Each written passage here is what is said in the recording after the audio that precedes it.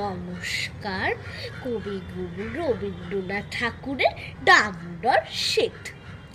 অল্পেতে খুশি হবে দামোদর শেঠ কি মুরগির মোয়া চাই ভাজা ভেট কি আনবে কিছু তো মোট কেটে ঘিয়ে জলপাইগুড়ি থেকে নৌকোই জিওনো চাটনিতে পাওয়া যাবে বোয়ালের পেট কি চিনি বাজারের থেকে এনুটু গরম চা কাকড়ার ডিম চাই যে গরম চা না হয় খরচা হবে মাথা হবে রেট কি মনে রেখো বড় বাপে করা চাই আয়োজন কলেবর খাটো নয় 3 মোট প্রায়োজন